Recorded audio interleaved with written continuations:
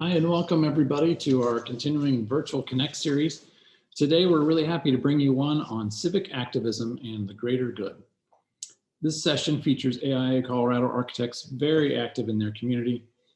You know, in addition to designing buildings that protect occupants' health, safety, and welfare, architects play an essential role in their communities, serving on commissions, boards, and neighborhood associations. Through insights, talents, training, and experience, architects can contribute meaningfully to improving the community and human condition. Colorado architects serving in civic or community organizations will share their experiences advocating for higher living standards, a sustainable environment, increased quality of life, and the greater good. I'll be introducing you to 4 AIA Colorado members and asking them to tell us about their work in these endeavors on behalf of the profession and, of course, in the communities we live and work in. If our panelists could come online now with your videos, we'll say hello to you.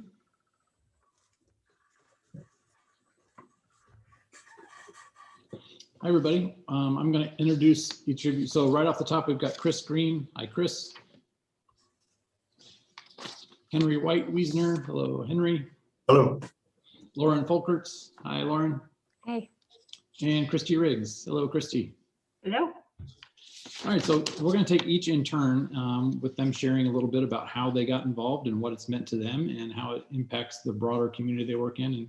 And of course, how you might follow in their footsteps if you're interested in doing the same thing. I encourage you, of course, as in all these sessions, to use the chat box or the Q&A. We'll have time to take all of those questions and comments. I'll moderate the discussion after we get through those formal presentations. And of course, with these sessions, you earn 1 AIA CES Learning Unit for participating in today's webinar. So thanks everyone for being here and for the work you do. And we'll learn more about it. Let's start with Christy. So Christy is the principal and owner of 308 LLC in Colorado Springs. She serves on the Pikes Peak Building Department Board of Review and the PPRBD Advisory Board. She's a former fire board member and member of the Contractor Licensing Board. So Christy, you can take us away and we'll give you the screen and come back later. Sure. Thank you, Mike. Not entirely sure what everyone wants to know on these, but I'll give you a little bit of background on how I got to these positions. I started off being heavily active in the AIA and especially in the South, since I'm a South Section member. Being on those boards and committees was a really great learning opportunity for me to just understand how boards even work, what they do. Being on that number of years, moved up to president of that board at one point in time for the South, which also meant I was on the state position as the South director, and you get even a further delve into how boards officially operate. So through all of that, gained a lot of confidence in how to be in that role. And then I had another fellow architect who was retiring and moving off of a board position and said, hey, I have this position on the Fire Board of Appeals. We have very similar backgrounds and work types. Would you be interested in filling in for me? And that's kind of where I started on my civic portion of board membership, was with the Fire Board of Appeals in Colorado Springs. That one I was on for 7 years. You technically only have 2 3-year terms, but they try to keep people that they enjoy working with. So I actually got an extra year in there, it was a great experience. So being on the fire board and seeing how they interpret codes and appeals as they come through. So that board would take, for example, if there's a house and they've built in the hillside area, someone, maybe they didn't understand it correctly and built the wrong type of soffit material for their house, they would come in and ask for an appeal to that code to not have that piece of it be a hardened structure. So going through with the members of contractors, there's a fire sprinkler, fire alarm, general community members, and business owners that made up that one, determining if it was safe or not for the appeals, and then all of the licensing for fire alarm and fire sprinkler contractors to make sure they met all of the requirements for licensing. That one, the time commitment was once a month. It usually lasted about 30 minutes, and it would take about 30 minutes to review the documentation if there was any. There are very few appeals. People generally don't try to appeal the fire code, which is nice, but when there are, then obviously that would take longer. That one was short and easy, good people, very clear cut in what we did. Then by being on that, someone then asked if I wanted to be on the contractor licensing committee for Pikes Peak Regional Building Department, which I have come to learn is actually the contractor complaint board. So most of that one, they're usually 3 to 4 hours long every month, and with an additional hour or two of review time ahead, just so you know what's coming and who's going to be presented in front of you during that meeting. That one is much more formal. There is the group sits up in the front. Oftentimes people bring lawyers with them to speak on their behalf, just because it is complaining against a contractor. Everyone is sworn in during those meetings, and oftentimes they're even televised. So that one is definitely the most formal piece that I have been involved with. And that one, the contractor licensing is pretty standard or straightforward in terms of reviewing documentation, again, to make sure contractors meet the correct qualifications to be licensed in this jurisdiction. The complaints one can be anything from, this guy never showed up, he did poor work, he started doing work without a permit, he's not licensed to do the type of work he was doing. They can get a little bit wild. I tell people if it's our own mini version of Jerry Springer, sometimes it's kind of a wild ride in those boards. That one I was on for 3 years and then moved off to go up to the Pikes Peak Board of Review and the advisory board, which is what I sit on now. And the Board of Review takes the licensing board and technical board, which does all of the variance requests, reviews all of those, and then makes the final determination moving forward on whether they are valid in terms of the decision that those boards made. And then the advisory board is one where it's much more involved on the internal workings of the building department. So it's reviewing financials, how many permits are being pulled, what kind of staffing levels they have, what issues they're having with keeping up with current workload. That one's made up of a number of community members. Every jurisdiction that this area represents, whether it's a council member or just a member that they have elected to have there. So Woodland Park, Monument, Palmer Lake, all jurisdictions have a member on that board and get to guide the building department on what they do. That one has been great because it's also where I get to take AIA reports back to the building department as well. So I know Nick has been preparing about at least every other month, maybe once a quarter, he'll prepare current legislative issues that come up. And then I report back to that board to say, hey, this is what's coming up in terms of architect licensing or interior designer licensing, or we see these issues happening on the legislative end, to bring it back to them. So that one's been really rewarding to be able to have that dialogue and being more on that outward projection now, rather than like on the AIA board, you're always kind of focusing inward and trying to get your organization out. This is much more outward focused and trying to bring all of the internal pieces in. So that's my long board experience tied down, and hopefully a few minutes left for everyone else. Thanks, Christy. That's you've been around to a lot of different seats on a lot of different boards. So, and they're not necessarily a bunch of overlap too. Do you think it was because your initial service and people that you interacted with there led to an invitation to the next one, and that just sort of keeps repeating itself? Yeah, a lot of it is, and a lot of the board members we have on these are also on similar boards or other ones. So when a position comes open, they'll say, hey, you'd be a great fit for this, or we're looking for someone, or we haven't been able to find someone to fill this position. So yeah, definitely once you get on one and someone knows that you'll say yes to being on a board, a lot of opportunities definitely present themselves to do more. Well, that's great. Thanks for doing it so often in so many forums. We appreciate that. Sure. Next, we're going to hear from Henry Reitwiesner, and Henry's going to tell about another experience in the same part of the state. This is one that we heard about where the community sought out a nominee from the AIA community, and we were able to put that out in the newsletter and get some nominees, and Henry rose to the top and was selected. So we gave, I think, 3 names to them, and you were the lucky winner. Well, I'll let you tell us whether or not you consider it lucky or not. But help us understand a little bit more about your practice. And I'll just tell people that you're the Building Fund Executive Director at Academy School District number 20. Where you're serving now is on the Colorado Springs Planning and Community Development Retool Colorado Springs Advisory Committee. You're currently updating the community zoning ordinance for the physical development of Colorado Springs, but this is a multi-year process, and you can tell us where you've been, what you're doing now, and where you plan to go, and how an architect got in the middle of all this. So take it away, Henry. All right, welcome everyone.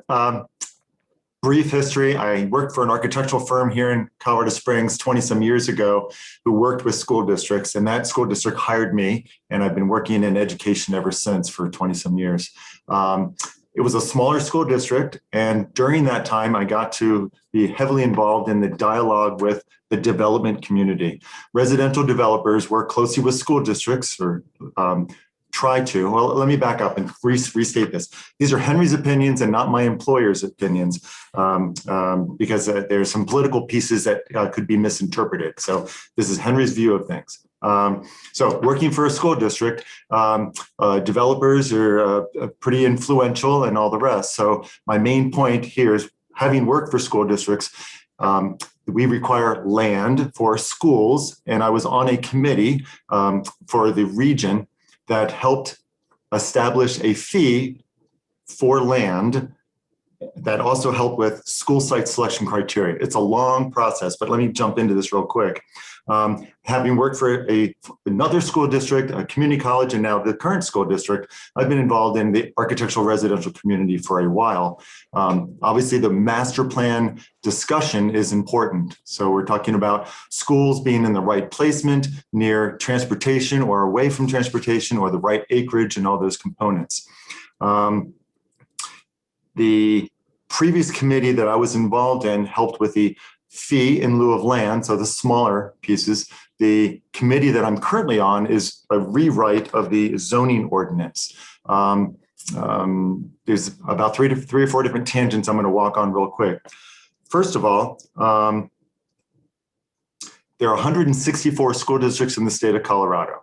The top 20 school districts have planners on board. So that's kind of my role as a architect of record here in the school district, and we hire architects to do our design work. But if they don't have planners, then they're missing the boat, because a lot of what we're doing is securing land for 20, 30 years out and having that piece of land remain.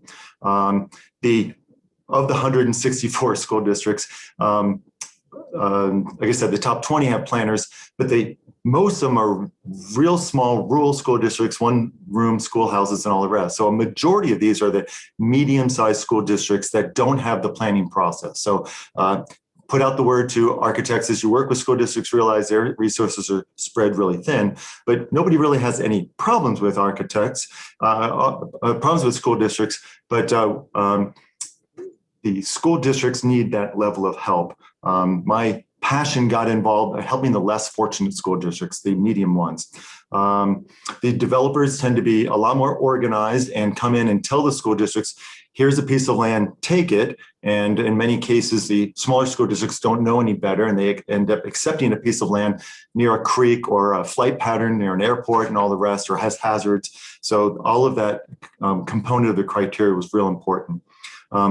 Moving fast forward, it's the master plan process that the school districts need to work closely with city and county, their master plan process. So that former committee that put together was to work with that fee in lieu of land, because the larger developers dedicate land and there's certain size criteria for that K-5, kindergarten through fifth, or middle school or high school, or whatever that piece might be.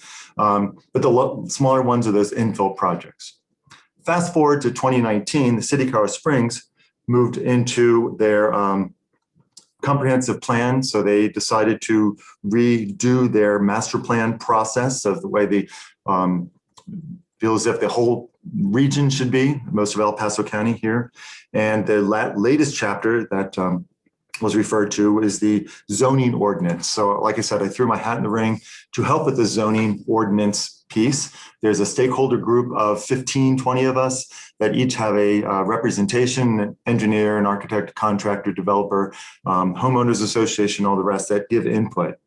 The primary piece that I give to it is no stakeholders. I'm not employed by any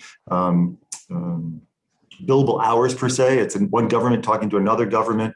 So it was an easy way to step in and help. My commitment is about once a month. It's not that extensive. So I'm representing you all, the architects in the region, in the state, reporting back to this stakeholders group, reporting back to the city council and the planning commission, and rewriting their zoning code. The last time their zoning code was done was in the 80s. So it's just been minor edits along the way. There's certainly other components to it, but I'll stop there and see if there's any questions that Mike or anyone might have from the initial introductions. Thanks, Henry. So one question that I'm glad you addressed, because I think this is something that's on people's mind, is you have a representational role, right? Of you were chosen as a stakeholder because you come from a particular community. So it's good for that community to know that someone is there with that skill set and background. But for someone who may not be in the same position you are, where they're working for a firm on the private side, or they might have a client interest, that wouldn't necessarily stop them from being on that board, because you probably have colleagues on that group that are in that position. So how do they handle that? So they always have to preface saying, what I just said a moment ago is I'm speaking on behalf of the community, or I'm not speaking on behalf of my employer. Yeah, it's an interesting piece, because we all bring our past resources, and even Christy was describing her vast knowledge of what she brings to the table. I would say everybody works collaboratively and well together, and there aren't people taking sides. I see it as the betterment for us all to use a common platform, to have this open dialogue, and collaborative input model is a good way to say it. So, and obviously it takes time. So has your employer been supportive of that? Absolutely. Besides resume material for a future, you never know. No, the working for a school district, it's good that I'm on the cutting edge, or on the forefront, being able to dialogue. And as I said, I'm not just really representing the school district, I'm representing architects, but I'm also, as I represent school districts and architects, it's the broader community. It's the entire region here of the the smaller school districts, or the ones that don't have the resources, being able to speak up on their behalf. So. Yeah, it's fascinating that of the vast number of school districts, there's really only 20 that have that in-house expertise. So there's a big gap there. There's a big gap. Because the primary finances, the general fund pays toward teachers and education. You know, it's not about the planning, but all of us back of house folk need to be there to support them. Yeah. Well, thanks for sharing a little bit about that, Henry, and we'll come back to you later when we have some more questions for the group. Okay, next we're going to hear from Chris Green. Chris is the president of Augo Studios in Eagle. He serves on the International Code Council Sustainable Building Technology Committee, and he's done a lot of stuff with the Code Council and AIA's code groups. In fact, I met him at least 10 or 11 years ago in a very unremarkable conference room at a hotel while they were developing the IGCC code, and we had a AI group dinner afterwards. So, and I decided to come to Colorado anyway, even knowing that Chris was here. So, Chris, it's great to have you as a resource, not only locally, but nationally, representing your colleagues in Colorado. And I think you've got a great story to tell about how you went from just, raising your hand and saying, I've got something to say about this code, to being one of a select few number of people around the country who is called on to help advise people on that. So Chris, tell us your story. Well, Mike, thanks. And we're glad you're here in Colorado, by the way. So even though it was a short meeting in that room, we're glad you're here. What I got started in advocacy, and then got involved nationally by being the chair of the licensing committee and codes and standards committee for AIA National, and then got a call one afternoon asking if I would lead the AIA effort in developing the International Green Construction Code. And after a short discussion with my wife, we said yes, and it was a really incredible journey. Actually, this was in this particular case, it was a national level effort to create an all new sustainability code, an international sustainability code. And it involved a ton of meetings around the country, got me into a position where I was chairing national code hearings on the IGCC and other elements. And what this does, what it did was it allowed us to engage in a number of dialogues around the country. And I was part of some of those, and some of those happened outside of the realm. But there were a couple of really interesting stories in developing this code. And one of the reasons that architects get involved in this, that International Green Construction Code Committee was made up of people from around the country, all with good intentions, some with less experience than others. But I remember one distinct part of the meeting when we were talking about storing water and being able to collect rainwater. And everybody said, well, that's got to be a mandatory piece of that code. And I, in my shy, quiet way, raised my hand and said, well, if you do that, it'll never get adopted in Colorado. And the place went silent, and they go, you're kidding. And I said, no, it's illegal to collect. And this was back at the time. They've adjusted the laws a little bit, but I said, no, water is owned when it falls out of the sky in Colorado. And if you collect water that is owned by somebody else, you're in an illegal situation.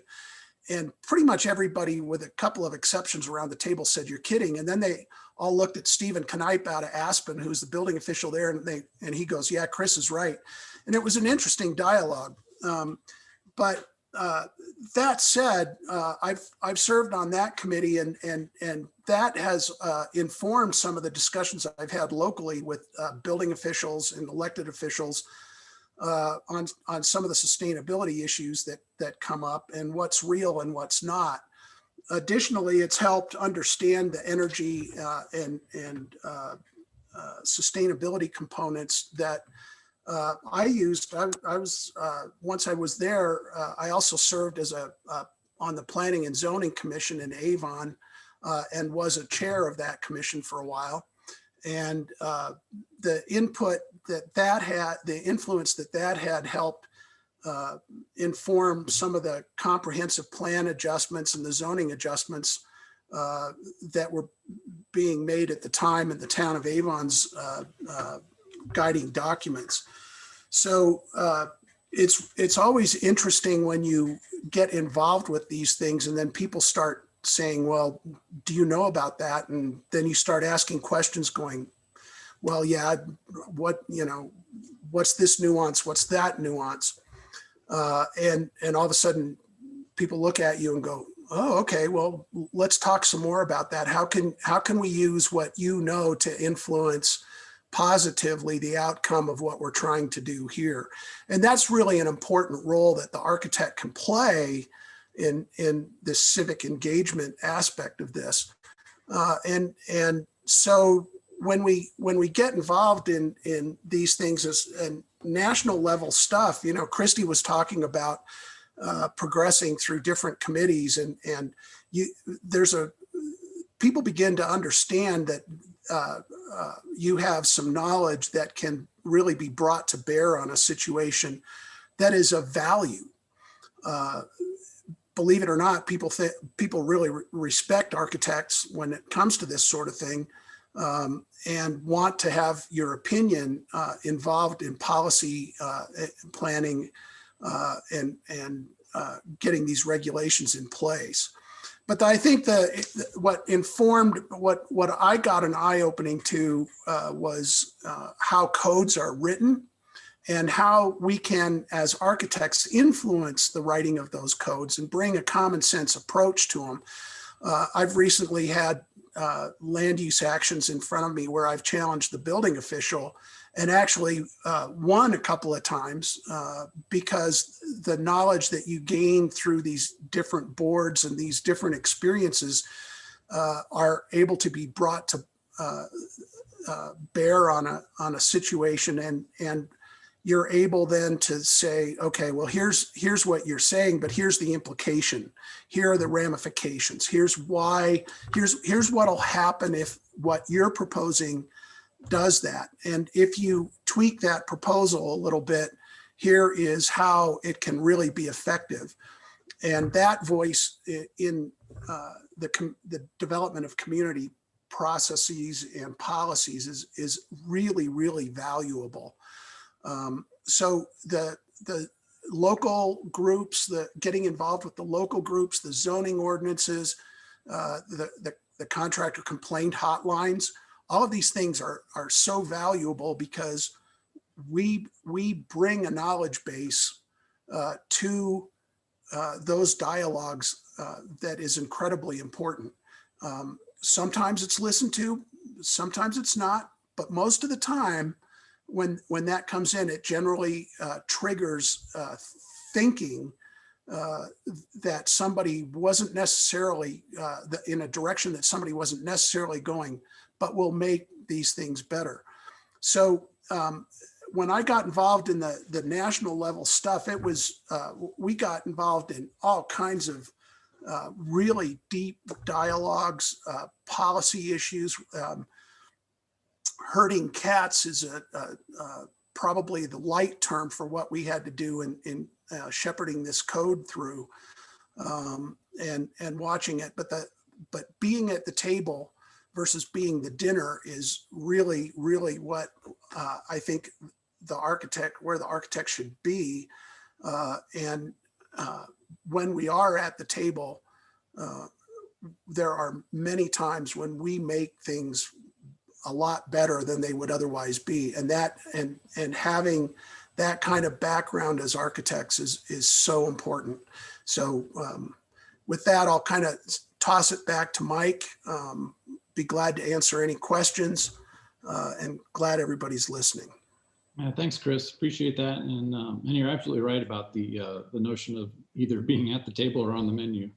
And, you know, it's not about always getting your perspective adopted or getting your point across or being right. Like you said, sometimes you're listened to and sometimes you're not.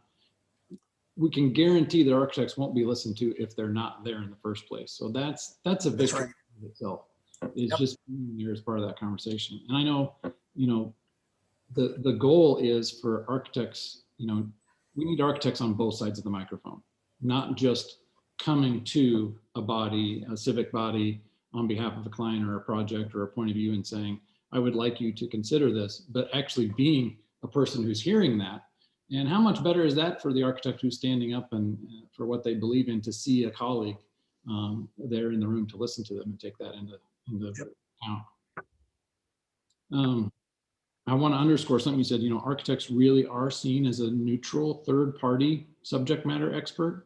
They're not seen as having a dog in the hunt, but they've got that bigger picture perspective, and they're used to juggling multiple priorities and knowing the downstream consequences. So you'll often find that the invitation to join one of these groups starts as, you know, oh, it won't take this much time, or we won't really need this much of you. And as you get more involved, right, it kind of expands to the amount that you're willing to give to it, because they always say, well, what's the architect think, right?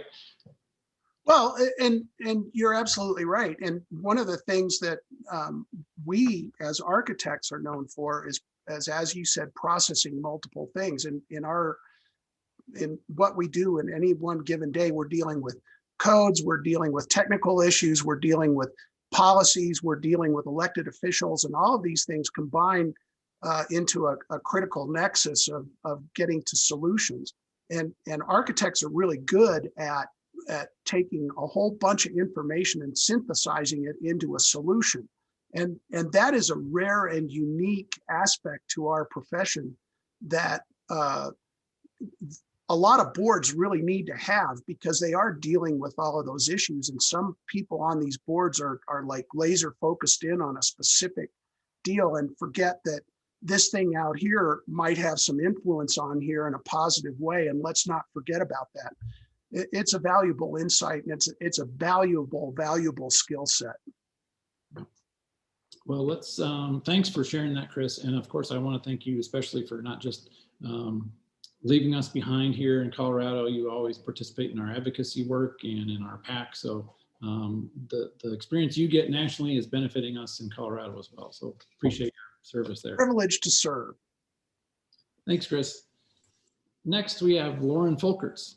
Lauren is an architect at HMH Architecture and Interiors. She serves as chair of the City of Boulder Design Advisory Board and is president-elect of the Colorado Green Building Guild. So another couple of types of groups that we have architect members involved in, and helps expand the level of opportunities that might be available to volunteers in the AIA. So tell us a little bit about those two experiences and how you got involved, Lauren. Thanks, Mike. So I'll start with the Design Advisory Board. The City of Boulder's Design Advisory Board reviews projects to determine whether or not they meet the city's guidelines or area plans for places where they're located. It's typically, so it's not a huge time commitment in terms of monthly meetings and stuff. We usually have one meeting or less a month. They vary quite a bit. If we only have one project that's easy to review, it might be 2 hours. If we have a really complicated large scale development, we might have a 6-hour discussion about it. And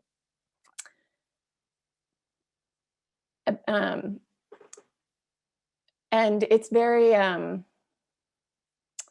we're executing regulations.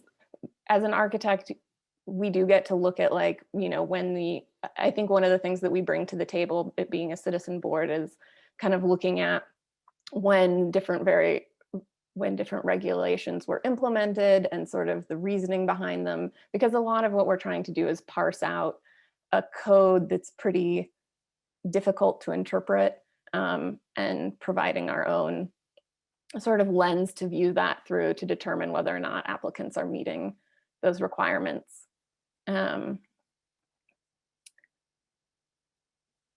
I got into it because, when I moved to Boulder, I quickly figured out that these local rules and regulations have a huge impact on the kind of work that we can do and on the kind of work that, and what gets developed in our city. And so I sort of started watching city council meetings and planning board meetings for fun a little bit, and just really got I just find that whole complicated knot of issues really interesting and wanted to understand more. The Design Advisory Board seemed like a pretty reasonable way to get more involved, because the time commitment's not huge. And I applied. Boulder has all of its boards and commissions open at the beginning of the year every year, and I applied. It is a fairly political appointment, so depending on how many applicants there are, you do have to put in some effort to reach out to city council members and things like that to kind of have discussions about why you would be a good fit for a board like that. And it's a 5-year term. This is the last year for me of my 5-year term and my 3rd year as chair. But it's been really great. One of the things I'm proud of accomplishing is that we have changed the format of our review process. One of the things that, when you have a big development project has to go through so many different boards and reviews to go, before it starts construction in Boulder. And one of the things that our board really felt like we could bring to the table as architects and designers, because the majority of people on this board is that we can sort of see the bigger picture goals that the architect and development team are trying to implement. So we start every review with kind of talking about what's working and how we think these bigger picture ideas are really a benefit, so that when this project goes in front of later boards and commissions, we can kind of try and help promote keeping these big ideas whole. And I think that's been really successful. The other board, or the other group that I spend a lot of time working with these days, is the Colorado Green Building Guild. It's a local nonprofit whose membership consists of a variety of different professionals in the building industry. We're mostly education and outreach based, trying to promote best practices, new methods and technology related to sustainable building practices. We set up lunch and learns, building tours, and have a lot of virtual meetups in the era of COVID. I joined the Green Building Guild partially in reaction to the Design Advisory Board. They feed very different parts of my interest in sort of what I want to promote in the community. The Green Building Guild, we have a lot of self-determination, and we can really provide whatever kind of we can make the organization into whatever we want it to be, and provide whatever information we think is important. And so it's nice to be able to go back and forth between sort of the more rigid, structured advisory board, and then kind of like having an outlet for trying to come up with what we want to promote as members of the building industry in our community. The Green Building Guild is quite a bit more of a commitment for me, partially because, we want to put out a lot of good content, and that just takes time. We're all volunteers.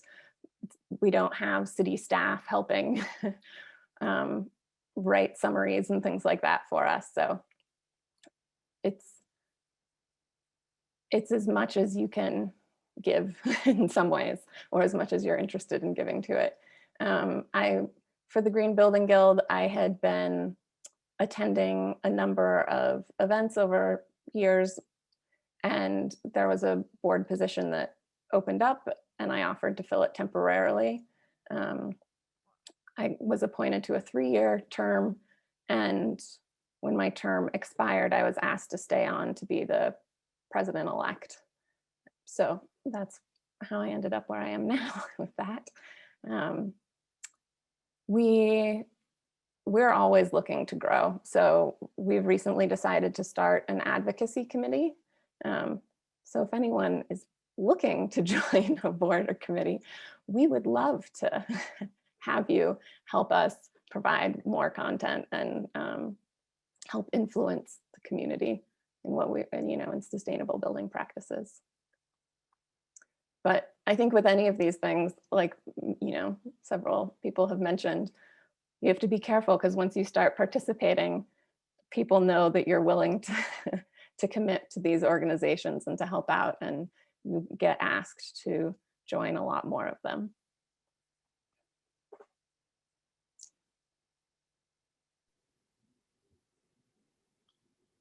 Well, Lauren, I know you're not very good at saying no, because in addition to the things you're talking about now, you've got, of course, a day job that's pretty demanding, and you're one of our section co-chairs for the North in our new model that we're rolling out here. So just appreciate you being open and saying yes to those things. And I really want to find out a little bit more about that dynamic between the very structured service as a volunteer with the city versus sort of an organic and unstructured, informal process of a nonprofit. Mm-hmm. I mean, in a lot of ways, they're very different parts of your brain, right? Like for the city, we're mostly given sort of a rubric that we're trying to evaluate projects against, and city staff have already they prepare a presentation that gives us their interpretation prior to our review. So it's not, you don't have to do as much legwork to go out and find things on your own. We also have, you know, people from the community who are coming in and sort of giving us their feedback. And so it's more about being really careful to make sure people feel heard, and to make sure that we're interpreting rules fairly and things like that. As opposed to with the Green Building Guild, it's a much more creative endeavor in a lot of ways, because you're trying to think of what's missing in terms of what's out there for people to be involved with in our community, in the building industry, sustainable development area. And so, you know, it's fun with a lot of networking, but it's also just trying to come up with new things more. It's kind of a project management role, right? You know, where the review committees type of things, or the zoning boards and that stuff is more of you're using your skill set almost as a conscience or a gut check on behalf of the local government. Does this seem right to you based on what you've been trained on? And most of the advanced work's already been done. But with the nonprofits, it's more of there's no advanced work done. So we've got to figure out how to deliver on our aspirations. And there's a lot of project management that needs to come to the table on that. Mm-hmm. Yeah, absolutely. Well, let's bring all of our panelists back for some questions. And we've got a couple already queued up, and we'll just invite everybody else participating to ask your questions as well.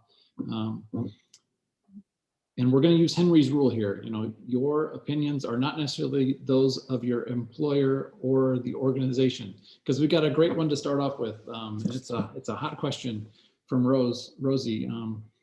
For the past 2 to 3 years running, I'll leave the name of the city out.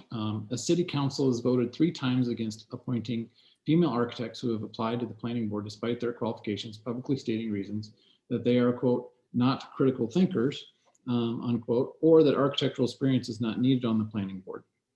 It's highly political, and there's a strong bias against architects here by some council members. Other than voting those council members out, is there anything that AIA or its members can do to educate city councils as to the value of architects' training, education, experience can provide on planning boards? Who'd like to dive into that one? Well, I raised my hand, so I'm gonna go boldly where I haven't gone. It's Star Trek time.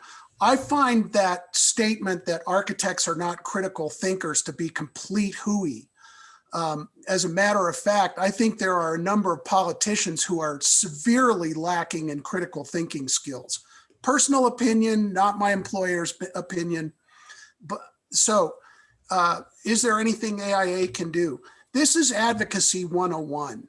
This is getting to know people and understanding where they're at. And this is, so is there something you can do? Sure. Yeah, and yes, you can vote them out. That is absolutely, that is what the framers of the constitutional originally defined as term limits. Vote them out. So you can do that. But the second thing is architects, and we do this in advocacy through government affairs all the time. Go have a cup of coffee with the council members. Go have a cup of coffee with the mayor. Go just invite them. If there are one of the reasons I got involved in advocacy way back when was we were dealing with interior design issues, and I basically attended a town hall by our then senator and elected representative to the State House.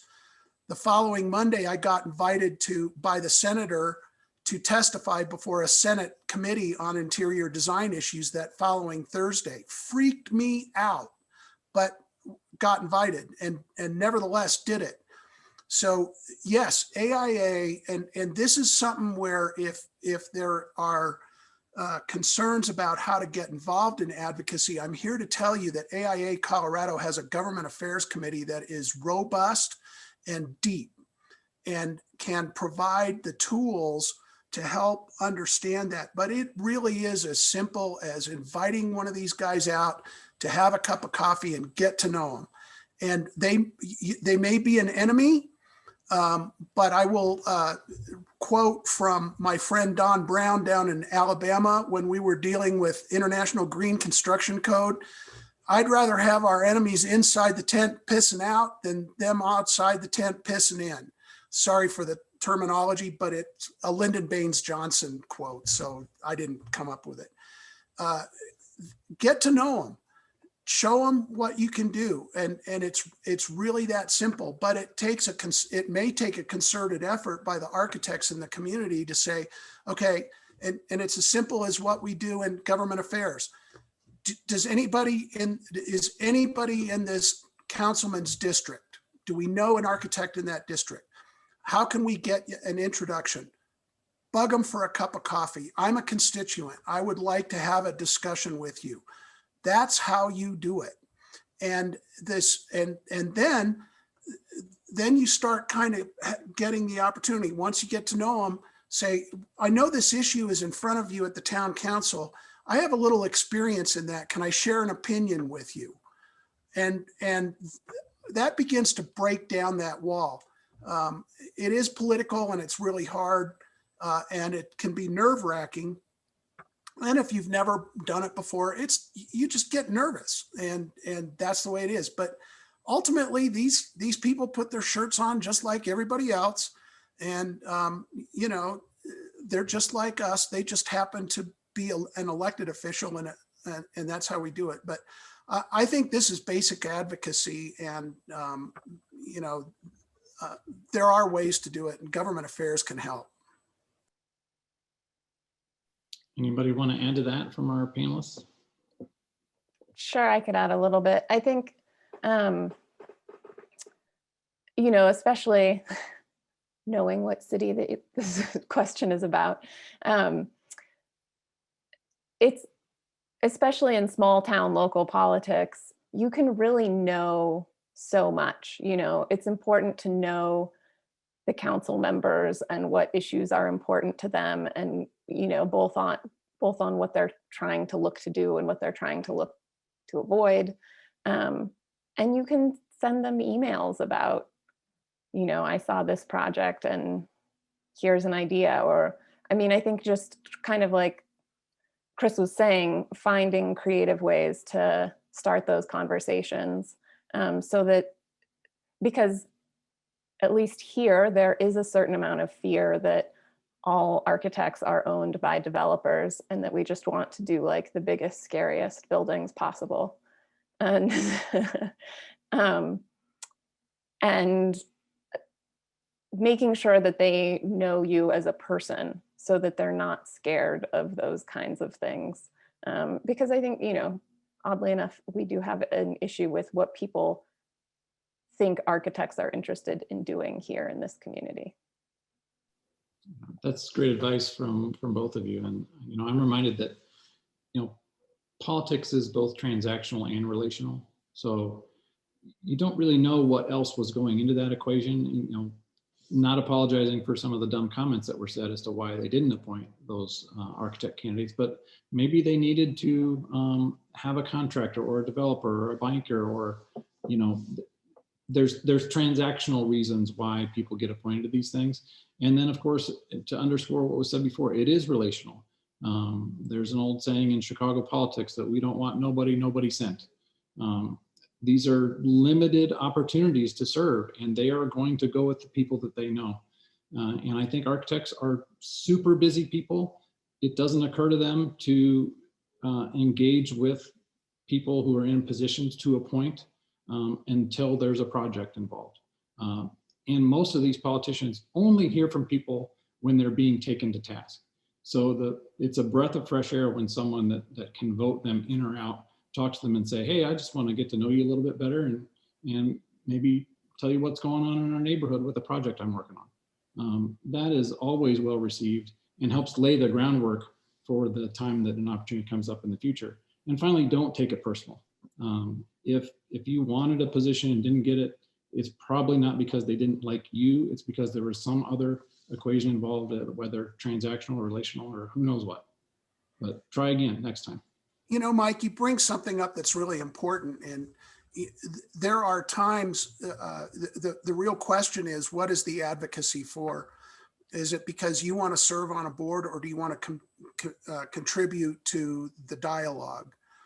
And it's astonishing how many times, if you're contributing to the dialogue and not necessarily wanting to get put on a board, that you'll get a phone call. Hey, your voice is, I really appreciate your voice. We've got this opening. Would you be willing to serve?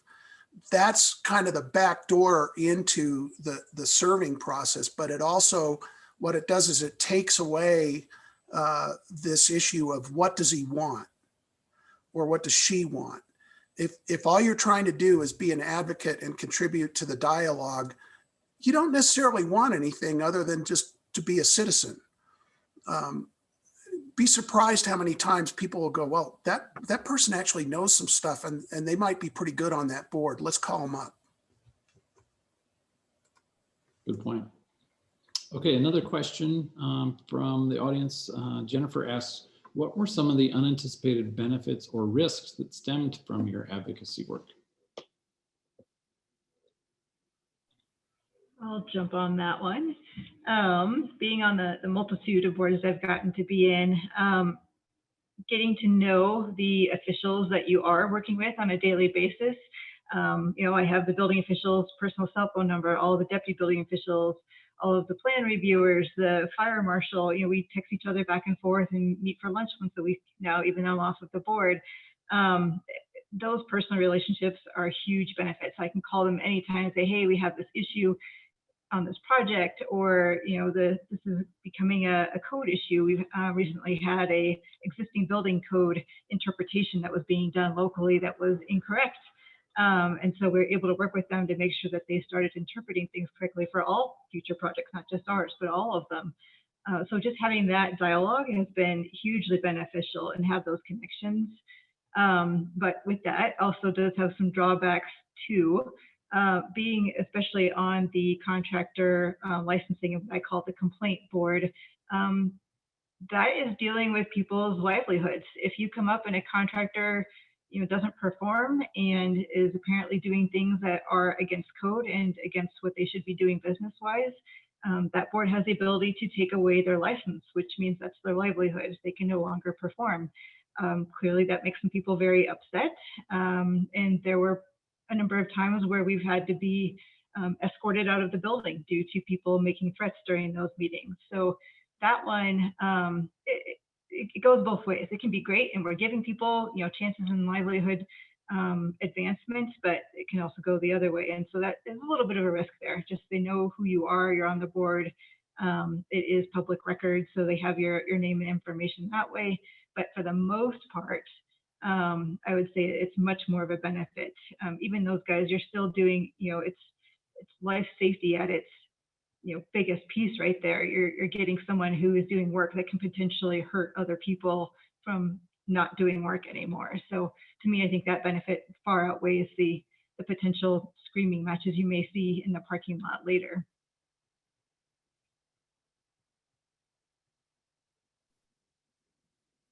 Henry, you got any thoughts on? No? I'm good. Okay. You know, I'll jump in and follow up on Christy's comments. The benefits and risks are there, but the benefits are that you become a voice, a known voice. And like Christy said, the relationships that you develop with building officials and that sort of thing. I've gotten into some debates with building officials on their interpretations of some things that I've just completely disagreed with, and I've had legitimate reasons for doing so, and have changed a few projects, as you know, a few things on projects as a result.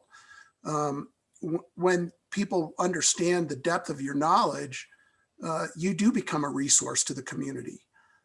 And I think that's the real picture here is architects as resources, and the ability that we have, like I said earlier, of being able to synthesize a whole lot of information in to create a picture that somebody can get their arms around, changes dialogues and changes project paths and changes policy paths. And so we do have the ability to challenge and question, and the challenging and question is based on depth of knowledge and experience that some of these folks don't have. And so that voice in and of itself, the benefits of that are when you're involved socially or civically, you're looked at as more of an expert than you are just, some crank bait that just got up to the microphone. It makes a difference, and the benefits are good in the community when you're able to express that voice. So getting involved in these boards it's really important, and it's actually good both for the community and for your practice. Like Christy said, when you've got complicated stuff on the table and you really have to sort through some things, and you've got a venue and a knowledge base with which to do that. I'll elaborate a little bit more, Mike. Yes, the architect does come across as a neutral third party in these forums. So we've touched on that a little bit earlier. They're well respected, and it's not having the dog in the fight gives that impetus to add the awareness, as Chris was describing. Thanks, Henry. I've observed that one of the big benefits is that the network outlives the work itself. So when you're with people in challenging environments, your term may come to an end, but you'll still remember those relationships and build that network for the future. And the other thing is you'll see something later on. You get really into the crafting of a particular solution, whether it's the adoption of a code or the publishing of a standard or something like that, or just making a decision. And you'll come across it weeks or months or even years later, and that moment will arise and you're like, oh man, I wrote that, or I remember when we did that. So that's really, a pride point that you can take into the future, because some of these policies live on for a long, long, long time, especially if they're done right.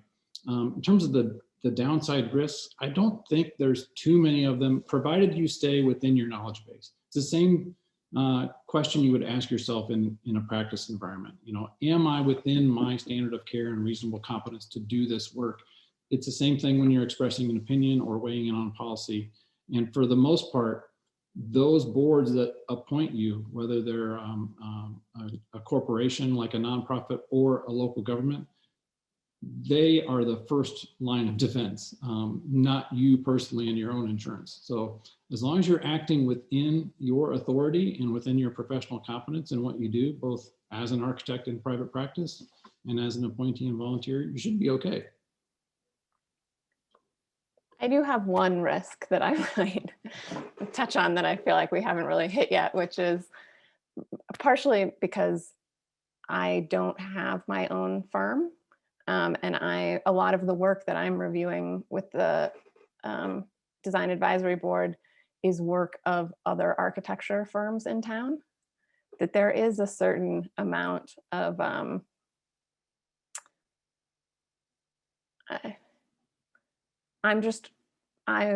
it's not lost on me that I am reviewing the work of people who could potentially be my employers in the future. And there are, generally that's a non-issue, right? Because if you guys disagree on something, there probably wasn't going to be a fruitful path forward anyway. But it is there. It is a risk in some ways. Well, I want to, as we're getting to the hour, I want to thank everybody for just sharing your service, and I'm so grateful that you're continuing to do that. And some of these opportunities we know about, some we don't. So if you come up with an opportunity to serve and you'd like to pursue it, we'll help you take that next step. We have an architecture advocates network that's a subset of our government affairs committee. Nick Remus on staff supports that. So please reach out to Nick if you know of opportunities where you would like to serve, or if you know of an opportunity, it's not the right fit for you, but you think an architect would be good to serve on it. That's also good to know because we can help identify folks that it might be a good fit for. So that's one next step to go forward. And I just want to say, you know, this work's important. It's not your day job, but it does affect everybody else's day job when it's done right. Thanks for participating today. And if you want to take the next step, we're here to help. We love seeing architects step up and be involved, and CAI members, like we said, on both sides of the microphone, not just advocating for, but being the arbiters of some of these decisions.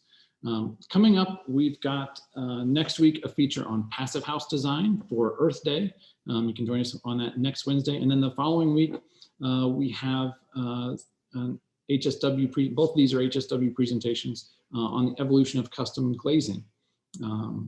And coming very soon, our awards call for entries in early May. So that's what's coming up next. We appreciate everybody joining us, and we hope to see you again. Chris, Lauren, Henry, Christy, appreciate you, and thank you for sharing what you're doing. Keep up the great work.